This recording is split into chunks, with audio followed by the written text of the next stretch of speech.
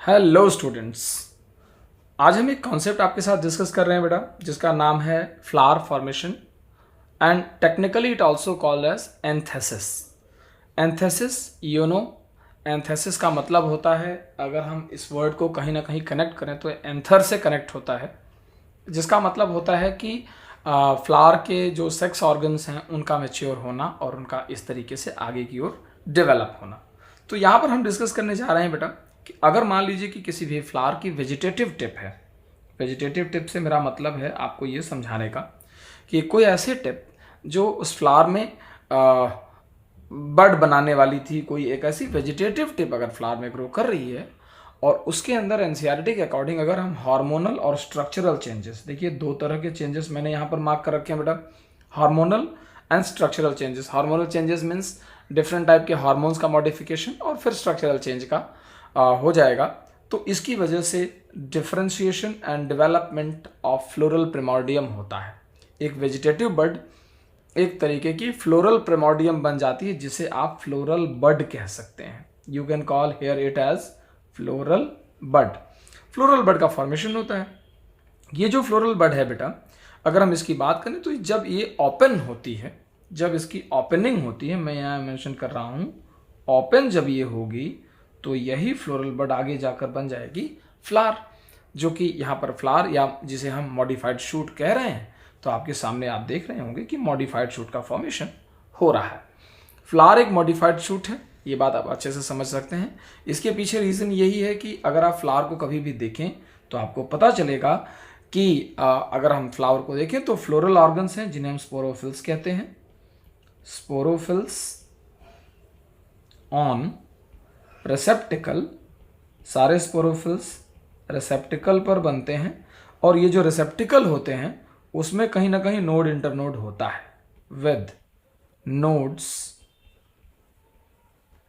रहेगा उसमें दिखता हुआ। इस वजह से हम इसको फ्लावर को क्या बोलते हैं बेटा, ध्यान से समझना, एनसीईआरटी की बहुत इंपॉर्टेंट लाइन कि फ्लावर मॉडिफाइड शूट है।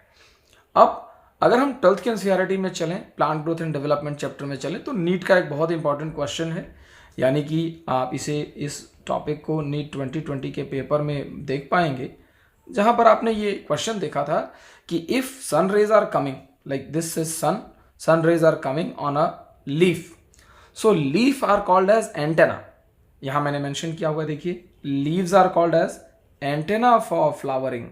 लीव्स के ऊपर ही जो लाइट के इफेक्ट्स हैं वो पहले लीफ के ऊपर आते हैं। लीफ के ऊपर जब ये इंसुलेटेड रेज पहुंचती हैं तो यहाँ पर एक पिगमेंट होता है, that is phytochrome.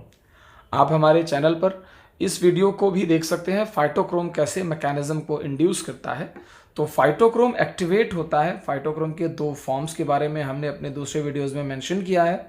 Phytochrome activate होता है, फिर ये फाइटोक्रोम आगे जाकर के फर्दर एक्टिवेट करता है एक और पिगमेंट कॉम्प्लेक्स को, जिसका नाम है फ्लोरिजिन। फ्लोरिजिन एक इमेजिनरी हार्मोन है। ये इसलिए इमेजिनरी हार्मोन है कि अभी तक इसे आइसोलेट नहीं किया जा सका है। फ्लोरिजिन को एक्टिवेट करता है। फ्लोरिजिन के कंपोजिशन के बारे में भी हमें बहुत क्लियर नहीं पता है। फर्दर कुछ लोग ऐसा कहते ज़रूर हैं कि फ्लोरिजिन जो है वो आरएनए और कुछ प्रोटीन्स का मिक्सचर है। आरएनए प्लस कुछ और प्रोटीन्स हैं जो कि पिगमेंट की तरह काम करेंगे।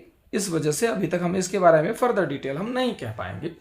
ये फ्लोरिजिन यहाँ से ट्रांसमिटेबल सब्सटेंस की तरह बेटा चलता है और लीफ से चल करके ये वेजिटेटिव बड तक जाता है। ये देखिए उसके ट्रांसफर को हमने यहाँ मेंशन किया हुआ है। लीफ से चलते हुए जब ये सब्सटेंस वेजिटेटिव बड तक जाता है तो वहाँ पर वेजिटेटिव बड में ये स्ट्रक्चरल मॉडिफिकेशन करता है। These are the structural change which we were already talked. तो उनको ये मॉडिफाई करता है। वेजिटेटिव बड जो होती है वो मॉडिफाई होकर के फ्लोरल बड में कन्वर्ट हो जाती है, यानी फ्लावर में बनने लगता है। इसीलिए लिखा है एनसीईआरटी में कि flowers are morphological and embryological marvels, और साइट भी हैं ये सेक्सुअल रिप्रोडक्शन के। सेक्सुअल रिप्रोडक्शन जब भी होता है तो फ्लावर उसके लिए बहुत इंपॉर्टेंट क्राइटेरिया बनाते हैं। तो दो तीन चीज़ें हैं जो मैं चाहता हूँ कि आप हमेशा ध्यान रखें। पहली चीज़ कि जो वेजिटेटिव बड बनती है वो बनती है किससे? वेजिटेटिव बड बनती है कहीं ना कहीं शूट एपिकल मेरिस्टेम से, और शूट एपिकल मेरिस्टेम ही आगे जाकर के इस तरीके की बड को फॉर्म करता है। सो मैंने ऐसे समझाया कि शूट एपिकल मेरिस्टेम था, शूट एपिकल मेरिस्टेम से डेवलप होता है वेजिटेटिव बड। इस वेजिटेटिव बड को फर्दर डेवलप जब कराया जाता है तो इस शूट एपिकल मेरिस्टेम से फर्दर डेवलप होता है फ्लोरल बड, और ये जो फ्लोरल बड है इसकी जब एंथेसिस हो जाती है तो ये खुल करके बन जाता है फ्लावर।